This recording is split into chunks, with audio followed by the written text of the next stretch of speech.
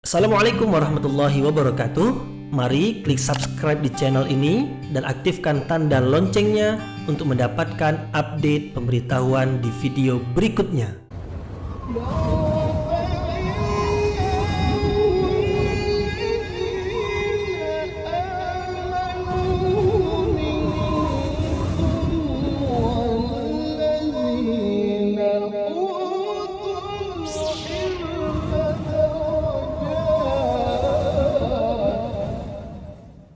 Assalamualaikum warahmatullahi wabarakatuh.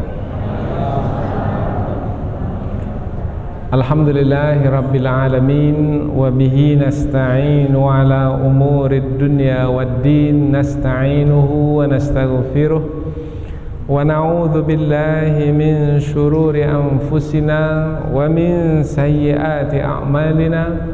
فمن يهده الله فلا مضل له ومن يضلل فلا هادي له أشهد أن لا إله إلا الله وحده لا شريك له وأشهد أن محمدا عبده ورسوله اللهم صل على سيدنا محمد وعلى آله وصحبه ومن تبعهم بإحسان إلى يوم الدين أما بعد. Alhamdulillah, kita dapat kembali meneruskan pengajian tafsir ayat-ayat suci Al-Quran. Ini semua adalah karena nikmat Allah Subhanahu wa ta'ala yang dilimpahkan kepada kita. Maka marilah kita bersyukur, mudah-mudahan Allah akan tambahkan lagi nikmat ke atas nikmat yang telah kita terima ini.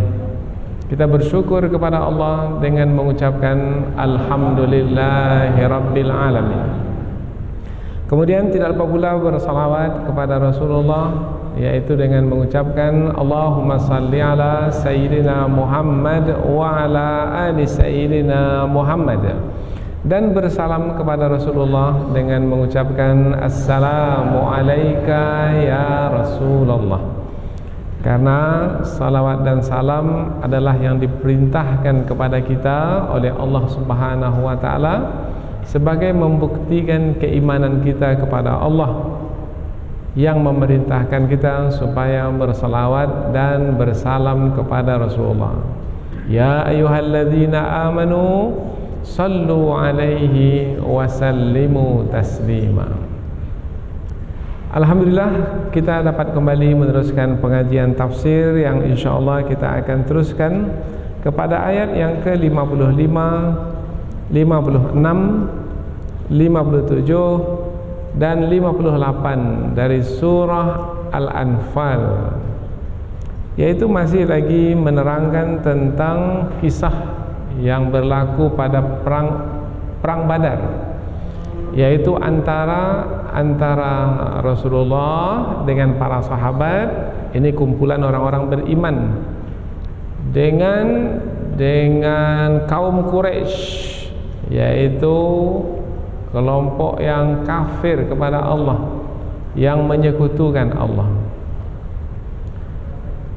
Kemudian lebih khusus ayat-ayat yang akan kita terangkan ini adalah tentang orang-orang Yahudi yang sudah berjanji dengan Rasulullah, sudah mengadakan perjanjian dengan Rasulullah bahwasanya orang-orang Yahudi yang berada di kota Madinah, khususnya yang berkaitan dengan ayat ini adalah Bani Quraidah. Orang Yahudi dari kalangan Bani Quraidah sudah mengikat perjanjian dengan Rasulullah bahwasanya mereka tidak boleh membantu musuh Rasulullah, musuh orang-orang beriman, yaitu kafir Quraisy. Jadi mereka tidak boleh membantu. Apabila mereka membantu kafir Quraisy, membantu bersama-sama pula memerangi Rasulullah dan orang-orang beriman, berarti mereka ini telah mengkhianati perjanjian. Nah, ayat ini lebih khusus menerangkan tentang orang-orang Yahudi yang mengkhianati perjanjian dengan Rasulullah dengan membantu kaum Quraisy yang memerangi Rasulullah, dan ini berlaku pada perang Badar.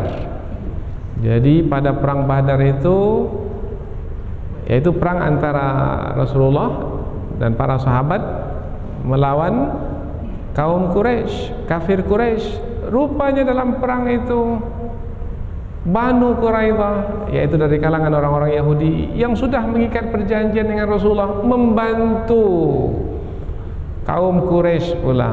Maka mereka ini telah mengkhianati perjanjian.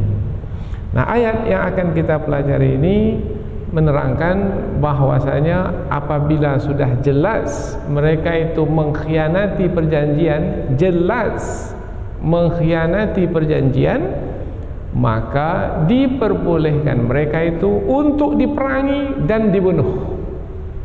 Jadi orang yang telah jelas-jelas mengkhianati perjanjian dengan umat Islam diperbolehkan untuk diperangi dan dibunuh, seperti yang berlaku ke atas Bani Quraidah. Dan Bani Quraidah ini bukan sekali mengkhianati perjanjian.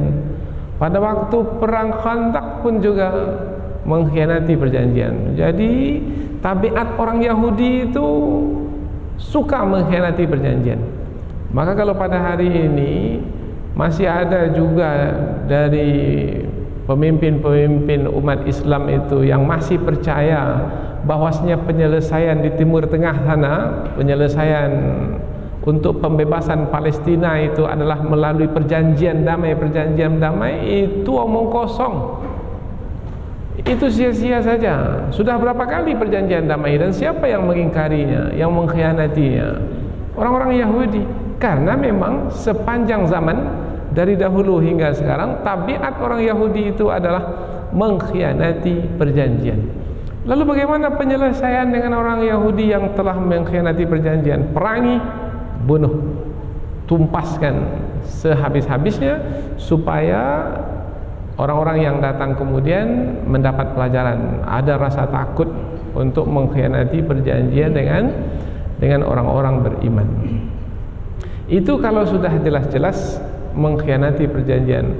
Kalau tanda-tanda saja, belum lagi nampak jelas, tapi sudah ada tanda-tanda akan mengkhianati perjanjian. Nah, kalau ada tanda-tanda, dah nampak ada 1, 2, 3 bukti bahwasanya mereka ini akan mengkhianati perjanjian, maka diperintahkan kepada orang-orang beriman, kalau dahulu kepada Rasulullah, supaya diputuskan saja perjanjian dengan mereka. Diputuskan perjanjian dengan mereka. Sebab kalau tidak diputuskan perjanjian, kemudian orang-orang beriman, apabila tidak diputuskan, orang-orang beriman jadi terombang-ambing, menjadi tidak pasti. Jaminan keselamatan umat Islam itu menjadi terganggu, sementara umat Islam itu mesti dengan pasti mendapatkan jaminan keselamatan, jaminan keamanan. Maka putuskan perjanjian damai dengan orang yang dikhawatirkan akan mengkhianati perjanjian. Beritahukan kepada mereka sudah tidak ada lagi perjanjian. Kemudian apabila mereka memusuhi umat Islam, memerangi umat Islam, maka perangi mereka, serang mereka dan bunuh mereka. Nah, itu diperbolehkan. Apa sebab? Sebab sudah tak ada lagi perjanjian. Yang tidak boleh adalah perjanjian masih ada, belum lagi diputuskan, kemudian umat Islam sudah memerangi. Itu namanya berkhianat, dan Allah tidak menyukai orang-orang yang berkhianat.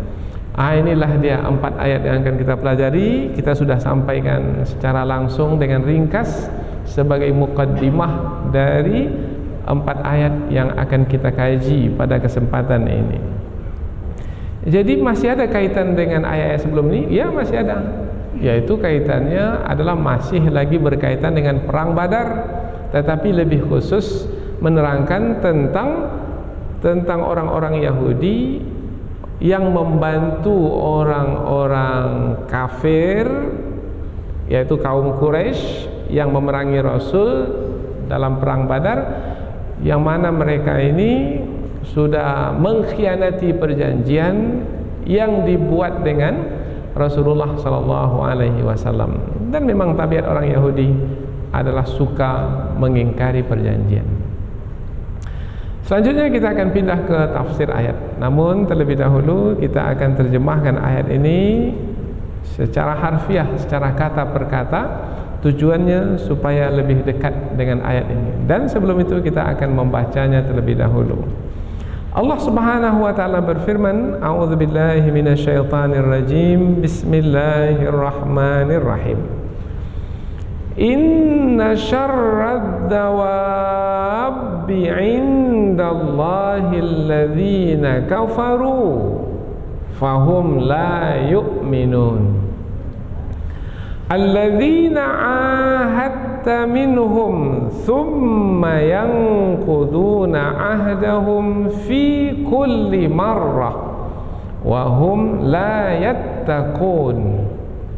Fa imma tathqafannahum fil harb fasharrid bihim man khalfahum la'allahum yadhakkarun. Wa imma takhafanna min qaumin khiyanatan fambiz ilaihim ala sawa' innallaha la yuhibbul khainin. Allah berfirman, inna, sesungguhnya, syarra, seburuk-buruk, ad-dawab, makhluk yang melata, inda, di sisi Allah, alladzina, yaitu orang-orang yang kafaru, mereka itu kafir, fahum, disebabkan karena mereka itu la, tidak, yu'minun, beriman. Kita ulang dari pangkal ayat. Sesungguhnya seburuk-buruk makhluk yang melata di sisi Allah ialah orang-orang kafir karena mereka tidak beriman. Oh, jadi makhluk yang buruk itu adalah yang tidak beriman kepada Allah dari kalangan manusia. Yang tidak beriman seburuk-buruk makhluk. Kemudian diterangkan lagi sifat yang seburuk-buruk makhluk itu. Alladzina, orang-orang yang ahadta, kamu berjanji, minhum, dari mereka. Oh, kamu mengambil janji dari mereka. Kamu di sini siapa? Nabi Muhammad sallallahu alaihi wasallam. Dari mereka, mereka itu siapa? Bani Quraidah, yaitu satu kumpulan dari orang-orang Yahudi yang berdiam di kota Madinah. Nah, ini adalah pendapat Ibnu Abbas. Ini bisa kita dapatkan dalam buku-buku tafsir. Summa, kemudian, yang kuduna, mereka itu mengkhianati, ahdahum, janji mereka, fi kulli, tiap-tiap marrah, kali, tiap-tiap perjanjian itu, tiap kali perjanjian itu dilaksanakan, setiap kali itu pula mengkhianati perjanjian. Oh, berarti sudah menjadi tabiat mengkhianati perjanjian. Wahum, dan mereka itu la yattaqun, tidak takut kepada akibat, tidak takut kepada Allah yang akan membalas perbuatan mereka yang mengkhianati perjanjian. Tidak takut kepada akibat mengkhianati perjanjian. Orang-orang yang kamu mengambil perjanjian dari mereka, kemudian mereka mengkhianati perjanjian mereka itu setiap kalinya, dan mereka itu tidak takut akan akibatnya.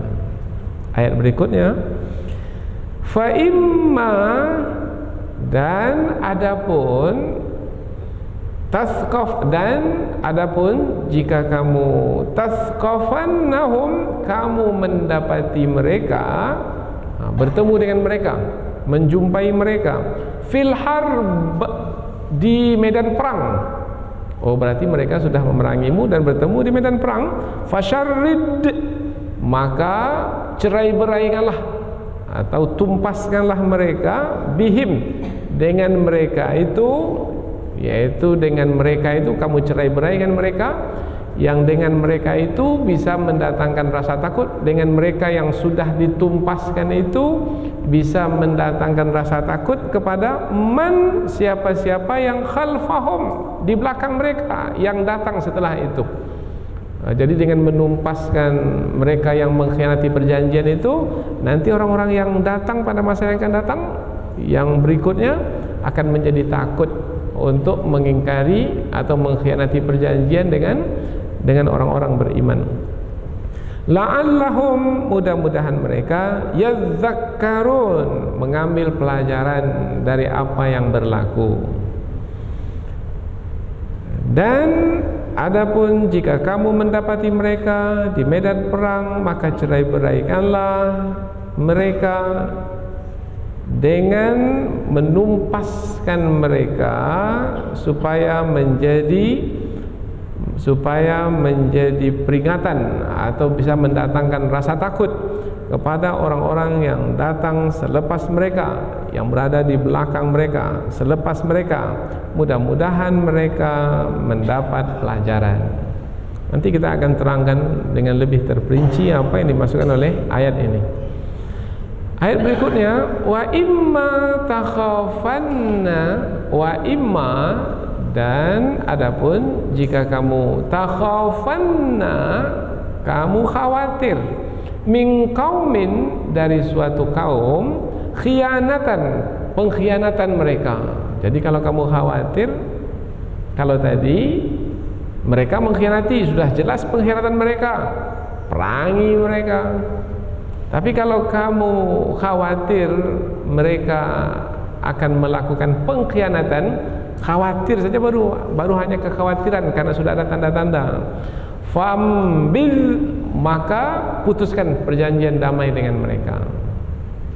Kalau tadi bukan putuskan perjanjian damai, kalau tadi perangi mereka, bunuh mereka. Kalau ini putuskan perjanjian damai dengan mereka dan beritahukan kepada mereka, fambil ilaihim ala sawa, dan beritahukan kepada mereka sehingga mereka mengetahui bahwasanya perjanjian damai itu, perjanjian yang berlaku antara orang-orang beriman dengan mereka itu sudah tidak ada lagi. Orang beriman mengetahui, mereka pun juga mengetahui. Ini yang dimaksudkan dengan ala sawa, sama-sama tahu. Inna, sesungguhnya Allah la yuhibbu, tidak menyukai al-khainin, orang-orang yang berkhianat. Dan adapun jika kamu khawatir terhadap satu kaum pengkhianatan mereka, dan jika kamu khawatir akan pengkhianatan dari suatu kaum, boleh juga susunan kata-katanya saja, maka putuskanlah perjanjian dengan mereka dan beritahukan kepada mereka tentang pemutusan perjanjian tersebut. Sesungguhnya Allah tidak menyukai orang-orang yang berkhianat. Oh, jadi 4 ayat yang akan kita pelajari ini adalah menerangkan tentang makhluk yang paling buruk itu adalah yang tidak beriman kepada Allah, yang tetap di dalam kekufuran. Kemudian apabila mereka, orang-orang kafir yang tetap dalam kekufuran itu, mengadakan perjanjian dengan orang-orang beriman, mereka mengingkari perjanjian, maka mereka itu adalah seburuk-buruk makhluk. Jadi siapa seburuk-buruk makhluk? Adalah orang-orang kafir yang tetap dalam kekufuran, kemudian mengadakan perjanjian damai dengan orang-orang beriman, mereka mengkhianati perjanjian tersebut. melanggar perjanjian tersebut. Lalu bagaimana sikap orang-orang beriman terhadap mereka?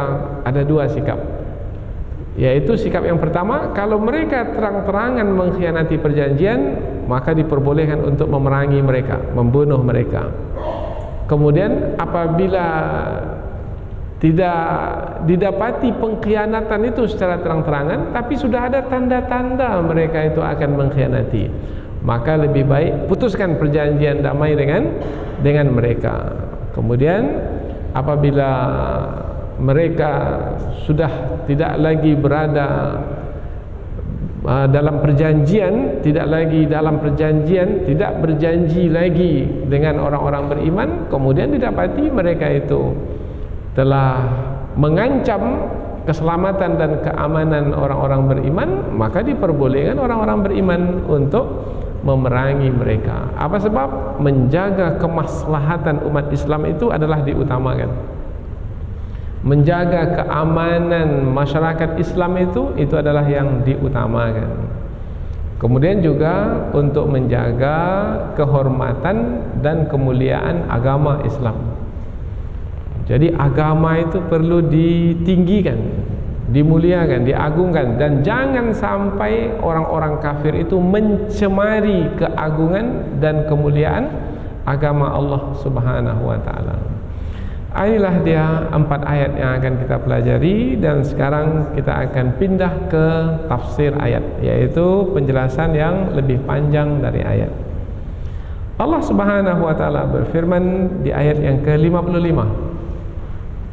Firman Allah itu disampaikan dengan tegas karena dimulai dengan inna, sesungguhnya. Kalau digunakan kata inna, berarti di dalamnya ada penekanan, ada penegasan. Sesungguhnya berarti perlu diberikan perhatian. Perhatikan baik-baik.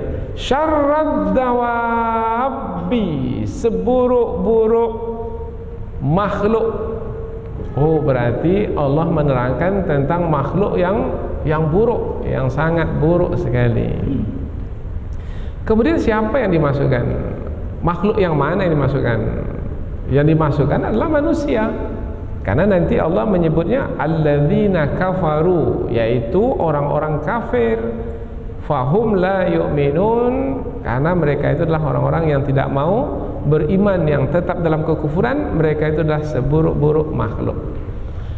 Apabila yang dimaksudkan seburuk-buruk makhluk itu adalah manusia, mengapa Allah tidak menyebut saja inna syarran nas?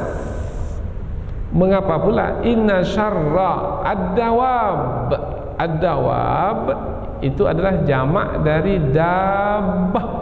Dabbah kullu ma yadubbu 'alal ard, yaitu yang melata di permukaan bumi. Nah, yang melata di permukaan bumi bukan hanya manusia, yang berjalan di permukaan bumi bukan hanya manusia, karena kata dabbah dipakaikan juga kepada hewan, kepada binatang. Wallahu khalaqa kulla dabbah mimma, dan Allah menciptakan setiap yang melata di permukaan bumi itu dari air.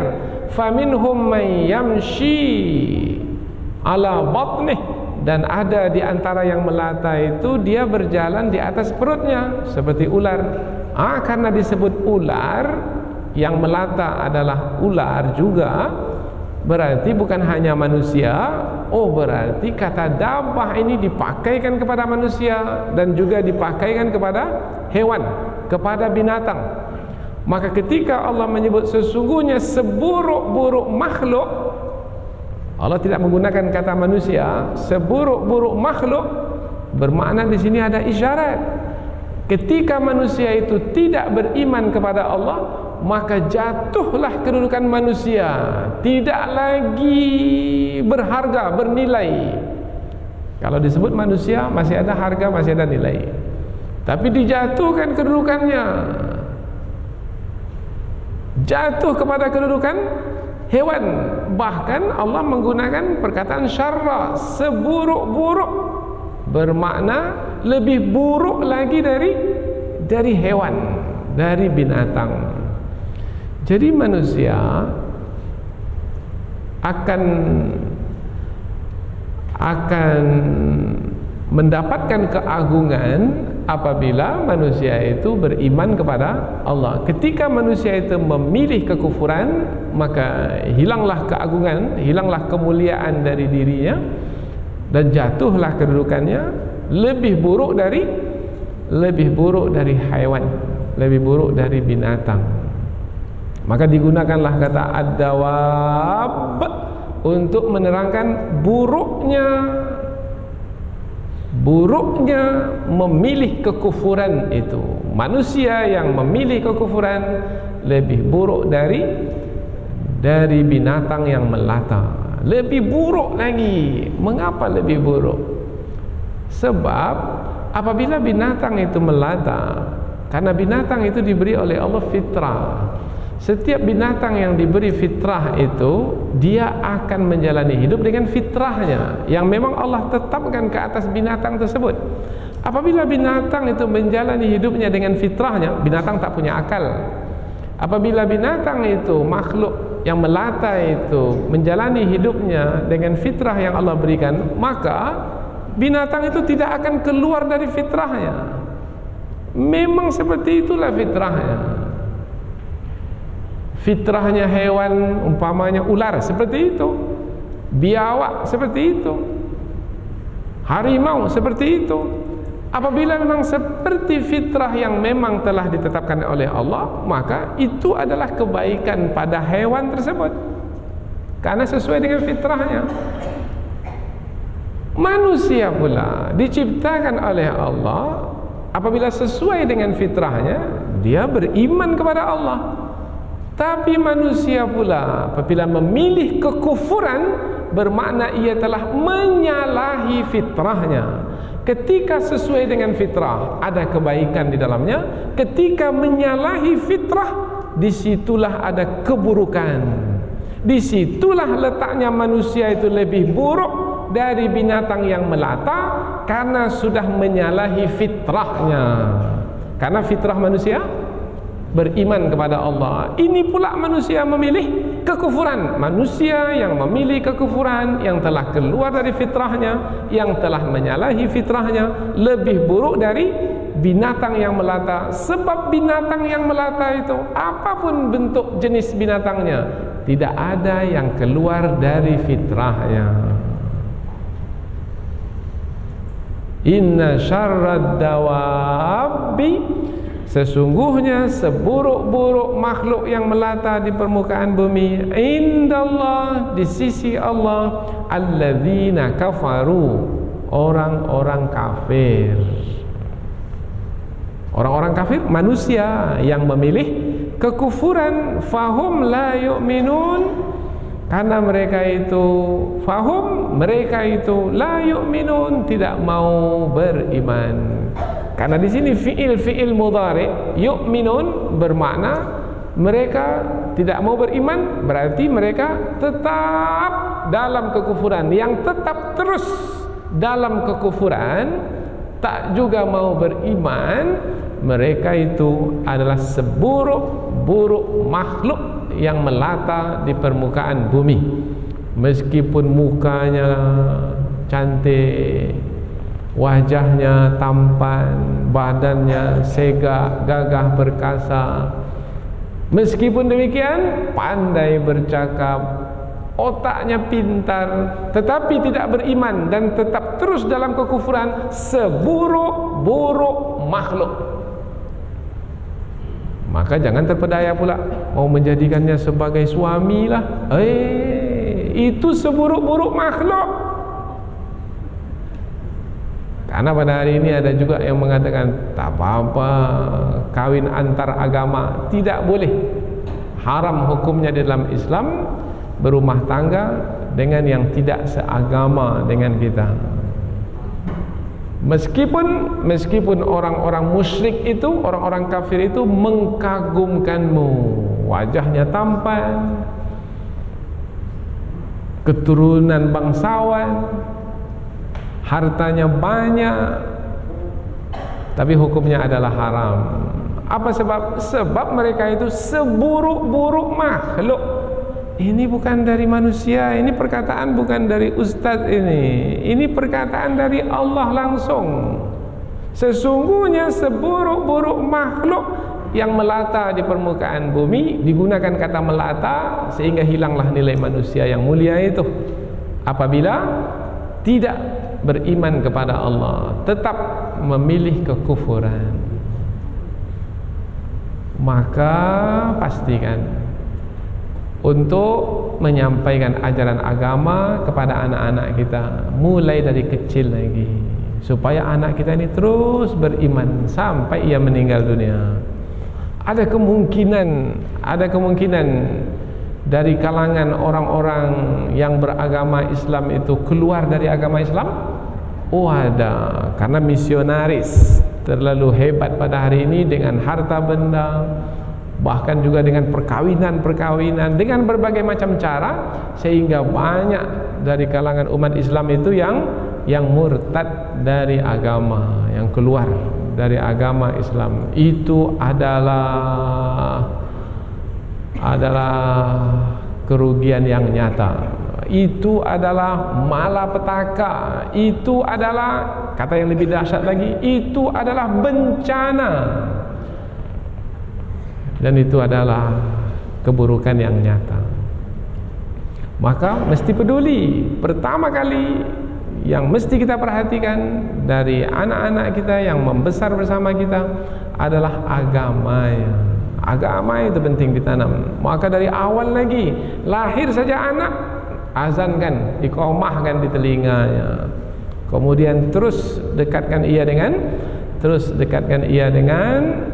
ajaran-ajaran agama, bacakan Al-Quran, kemudian perdengarkan zikir, kemudian contohkan bahwasanya kita adalah orang-orang yang taat beribadah, sehingga nanti anak itu mengikuti dan meneladani kita. Sehingga dengan demikian anak-anak kita akan tumbuh sebagai orang-orang yang beribadah kepada Allah dengan taat, dengan sungguh-sungguh, dengan kefahaman, dengan keimanan, dengan keyakinan. Kalau dapat lagi dengan kecintaan dan kesukaan. Itu adalah kedudukan yang sangat tinggi sekali dalam beragama. Ayat berikutnya itu menerangkan tentang siapa mereka yang seburuk-buruk makhluk itu. Diterangkan dengan lebih jelas, dengan lebih terperinci, yaitu alladzina, orang-orang yang, maka kedudukan ayat ini sebagai badal, sebagai yang menggantikan siapa yang seburuk-buruk makhluk itu. Seburuk-buruk makhluk itu adalah orang-orang yang ahadta minhum, kamu mengambil janji dari mereka. Mereka itu orang-orang kafir, yaitu Banu Quraidah, orang-orang kafir tidak beriman kepada Rasulullah. Mereka tidak beriman kepada Rasulullah, tapi Rasulullah telah mengikat perjanjian dengan mereka. Namun mereka pula kemudian ini mana litarahi, mereka tidak beriman, kemudian mereka mengikat perjanjian dengan Rasulullah, kemudian dengan berjalannya waktu, yang quduna ahdahum, mereka mengkhianati perjanjian mereka. Sudahlah tak beriman dan tetap terus tidak beriman, mengingkari perjanjian pula. Maka ulama tafsir menyebutkan inilah yang menjadikan mereka sebagai seburuk-buruk makhluk di permukaan bumi, lebih buruk dari hewan yang melata. Fi kulli marrah, diterangkan tentang tabiat mereka ketika mengkhianati perjanjian, bukan sekali dua, berkali-kali. Fi kulli marrah, sehingga menjadi tabiat mereka mengkhianati perjanjian. Sekali berjanji, mengkhianati. Pada waktu perang Badar, mengkhianati perjanjian. Pada waktu perang Khandaq juga mengkhianati perjanjian. Bani Quraidah ini yang membolehkan kafir Quraisy untuk memerangi kota Madinah dari wilayah yang mereka tempati. Jadi kafir Quraisy diperbolehkan, kafir Quraisy datang dari seluruh arah untuk menyerang kota Madinah. Banu Quraidah ini diperbolehkan wilayahnya untuk dimasuki oleh kafir Quraisy, memasuki kota Madinah. Ini adalah pengkhianatan. Wahum la yattaqun, dan mereka ini tidak takut kepada akibat yang akan mereka tanggung disebabkan karena pengkhianatan yang mereka lakukan itu. Karena yang mengkhianati perjanjian sudah dijelaskan di dalam Islam, yaitu yang mengkhianati perjanjian, terang-terangan mengkhianati perjanjian adalah akan dihukum bunuh. Maka dalam ayat berikutnya diterangkan lagi dengan lebih terperinci. Fa imma, dan adapun, nah ini dia menerangkan tentang keadaan. Ada dua keadaan. Ini keadaan yang pertama, yaitu keadaan di mana orang-orang kafir yang telah diikat dengan perjanjian, mereka itu mengkhianati perjanjian dan terang-terang mengkhianati perjanjian. Maka hukuman ke atas mereka adalah mereka itu dihukum bunuh. Adapun apabila mereka itu tidak terang-terangan mengkhianati perjanjian, tetapi sudah ada tanda-tanda mereka itu akan mengkhianati perjanjian, maka ayat berikutnya menjelaskan, wa imma takhafanna, dan adapun jika kamu menjumpai mereka, kamu khawatir akan mereka, min qaumin, dari kaum, pengkhianatan akan mereka lakukan. Karena tanda-tandanya sudah ada nampaknya ini. Mereka ini tidak sungguh-sungguh untuk menepati perjanjian, untuk memelihara perjanjian, menjaga perjanjian. Maka kalau sudah nampak tanda-tanda, fambil ilaihim, maka lepaskan perjanjian dengan mereka itu. Fambil ini fatrah, sebenarnya maknanya adalah lepaskan atau berikan kembali perjanjian mereka kepada mereka. Maknanya putuskan perjanjian. Jangan berjanji lagi dengan mereka. Putus perjanjian, berarti apabila putus perjanjian ada tanda-tanda, kemudian mereka mengerjakan perbuatan yang bisa mengancam kepada keselamatan umat Islam, maka diperbolehkan untuk memerangi mereka. Mengapa jadi boleh? Sebab sudah tak ada lagi perjanjian dengan mereka. Tapi apabila umat Islam mendapati mereka itu nampak tanda-tanda akan mengkhianati, kemudian umat Islam terus memerangi mereka, tak boleh. Apa sebab? Terhalang oleh perjanjian yang masih ada dengan mereka.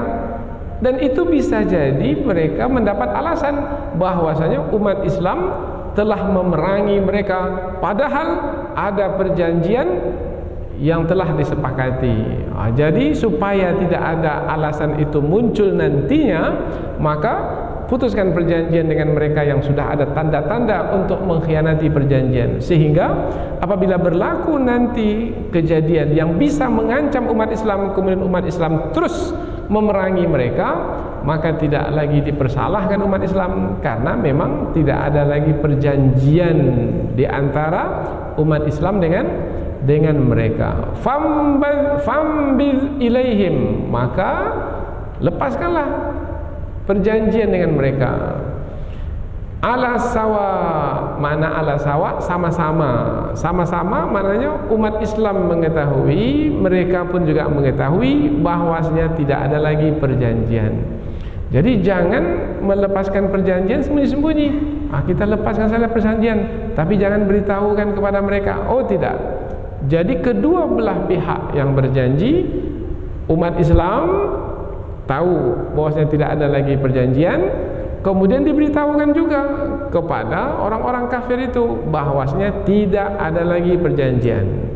Maka dengan demikian sudah jelas tidak ada lagi perjanjian. Kemudian nanti apabila umat Islam merasa terancam disebabkan ada tanda-tanda kejahatan yang dilakukan terhadap umat Islam, maka diperbolehkan bagi umat Islam untuk memerangi orang-orang kafir yang mengancam umat Islam. Apa sebab?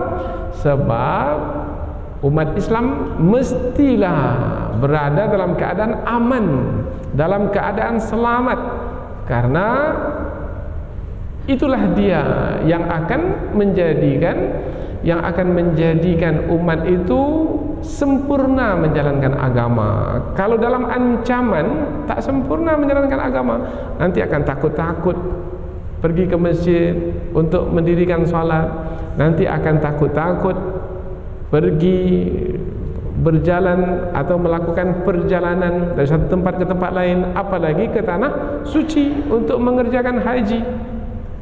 Sementara syariat agama itu mesti dijalankan, maka tidak boleh ada ancaman dari siapapun, karena agama Allah adalah yang semestinya didaulatkan, yang semestinya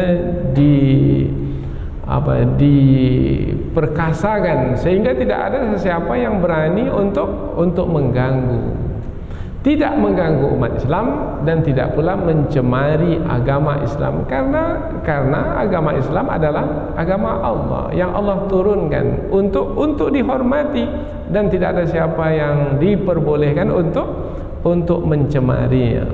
Innallah, sesungguhnya Allah, la yuhibbu, tidak menyukai al-khainin, orang-orang yang berkhianat. Ini adalah sebagai peringatan kepada orang-orang beriman, yaitu apabila ingin memutuskan perjanjian dengan orang-orang kafir yang sudah ada tanda-tanda mereka akan menghentikan perjanjian, beritahukan jelas-jelas kepada mereka bahwasanya perjanjian sudah berakhir. Jangan sampai musuh itu masih menyangka bahwasanya perjanjian masih ada, kemudian umat Islam sudah memerangi mereka. Tidak boleh, itu namanya berkhianat namanya. Maka Allah Subhanahu wa taala memperingatkan orang-orang beriman supaya jangan sampai berbuat demikian. Jadi kalau memang memutuskan perjanjian, putuskan dan beritahukan kepada orang-orang kafir yang telah berjanji dengan kita bahwasanya sudah tidak ada lagi perjanjian, sehingga apa-apa berlaku setelah itu umat Islam tidak dipersalahkan lagi atau tidak termasuk ke dalam golongan orang-orang yang berkhianat. Dan ini mesti diperhatikan, karena Allah tidak menyukai orang-orang yang berkhianat. Orang-orang yang beriman kepada Allah, mereka itu mencari keridhaan Allah. Mereka tidak mau Allah Subhanahu wa taala memurkai mereka, tidak menyukai mereka. Mereka tak mau. Mereka ingin Allah itu menyukai mereka. Maka orang-orang beriman akan menjaga perintah-perintah Allah, yaitu di antara perintah Allah, apabila memutuskan perjanjian dengan suatu kaum, maka beritahukan kepada kaum tersebut bahwasanya perjanjian memang telah putus. Apa sebabnya diputuskan perjanjian? Sebabnya ada tanda-tanda dari kaum tersebut untuk mengkhianati perjanjian. Bukan tanpa sebab, bukan tanpa alasan. Berikan sebabnya. Ini sebabnya 1, 2, 3. Mereka sudah tidak lagi nampak bersungguh-sungguh dalam memelihara perjanjian. Maka dengan terang, tegas, jelas, kami sudah tidak mau lagi mengikat perjanjian denganmu, wahai kaum. Kalau sekarang ini antar negara, maka putuskan perjanjian. Kemudian apabila berlaku nanti peperangan setelah itu, tidak ada lagi yang dipersalahkan. Umat Islam tidak akan dipersalahkan karena perjanjian sudah tidak ada lagi. Inilah dia ayat-ayat yang menerangkan tentang perkara yang berkaitan dengan perjanjian. Namun tentang perjanjian ini Allah Subhanahu wa taala meletakkannya di ayat yang berkaitan dengan kisah perang Badar. Karena memang telah pernah berlaku pada masa dahulu, yaitu Rasulullah telah mengikat perjanjian dengan suatu kaum, yaitu kaum Bani Quraidah dari kalangan orang-orang Yahudi. Tetapi mereka mengingkari perjanjian. Karena mereka mengingkari perjanjian, maka mereka diperangi oleh Rasulullah sallallahu alaihi wasallam. Mereka mengingkari perjanjian pada perang Badar, dan mereka juga mengingkari perjanjian pada waktu perang Khandaq. Maka dengan demikian dapatlah kita pelajaran yang sangat berharga, yaitu pertama, yaitu manusia menjadi seburuk-buruk makhluk apabila melakukan perbuatan yang tercela seperti yang dilakukan oleh Bani Quraidah dahulu. Apa perbuatan tercela yang dilakukan oleh Bani Quraidah dahulu? Yaitu tetap di dalam kekufuran dan tidak mau beriman.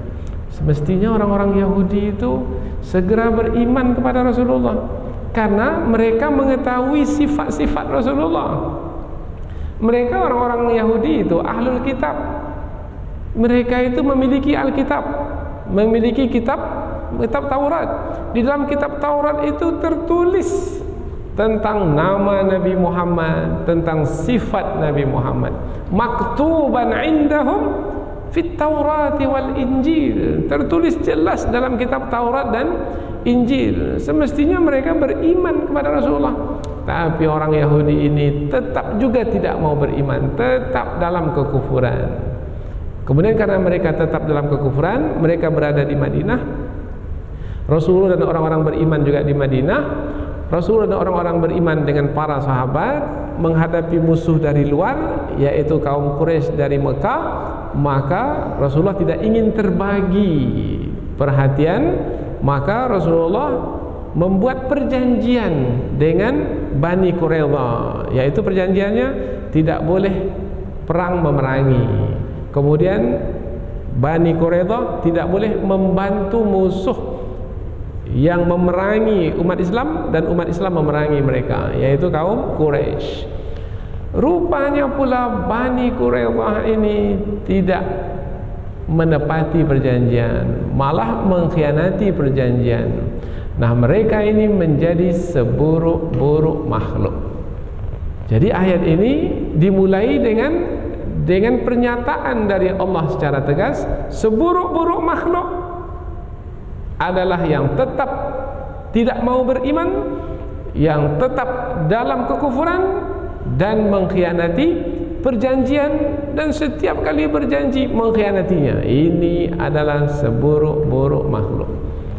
Nah, jadi Allah mulai ayat yang berkaitan dengan perjanjian dengan pernyataan, yaitu dimulai dengan pernyataan bahwasanya orang yang mengingkari perjanjian dengan orang-orang beriman dan mereka tetap dalam kekufuran, mereka adalah seburuk-buruk makhluk. Jadi apabila mereka itu seburuk-buruk makhluk dengan dua sifat yang disebutkan, yaitu tidak juga mau beriman, tetap juga dalam kekufuran, dan senantiasa mengkhianati perjanjian, maka sikap kita terhadap orang-orang yang disebut sebagai seburuk-buruk makhluk, mestilah sikap kita itu sikap yang berjaga-jaga, sikap berwaspada penuh. Jangan sampai lalai, maka kita akan dihabisi. Seperti yang berlaku sekarang ini, karena mereka sekarang ini sedang merampas bumi Palestina dan akan menduduki bumi Palestina itu sepenuhnya. Hati-hati. Dan mereka juga ingin menjajah bumi negeri Islam lainnya seperti Afghanistan, Irak, Suriah, Yaman. Ini mereka punya kerja. Mereka menjajah negeri-negeri umat Islam. Mereka masuk ke Mesir, dan tidak mustahil mereka juga masuk ke negeri kita ini melalui kuasa yang ada pada mereka, baik secara langsung ataupun tidak langsung. Berhati-hati, berwaspada, jaga-jaga terhadap mereka yang disebut oleh Allah sebagai seburuk-buruk makhluk. Sudah Allah menyebutkan mereka seburuk-buruk makhluk, berkawan pula dengan mereka, berpelukan pula dengan mereka, bermesraan pula dengan mereka, tolong menolong pula dengan mereka. Ini orang yang tidak berilmu ini. Ini bahasanya lembut sedikit. Ini orang yang tak tahu agama ini. Ini masih lembut juga. Ini orang yang tak belajar Al-Quran sehingga tak tahu kandungan. Ini pun masih lembut juga. Kalau yang kerasnya adalah orang yang menjadikan orang-orang kafir sebagai pemimpin, maka mereka adalah sama, mereka adalah juga kafir seperti orang kafir itu. Dan mereka adalah orang-orang munafik yang tempat mereka itu adalah di lapisan yang paling bawah dari api neraka. Ini bahasa yang terakhirnya agak keras sedikit. Dan bahasa itu ada dalam Al-Quran, ada dalam Al-Quran. Innal munafikina fid darkil asfali minan nar. Sesungguhnya orang-orang munafik itu berada di lapisan yang paling bawah dari api neraka. Mudah-mudahan Allah jauhkan kita dari sifat-sifat kemunafikan. Mudah-mudahan Allah jauhkan kita dari kekufuran.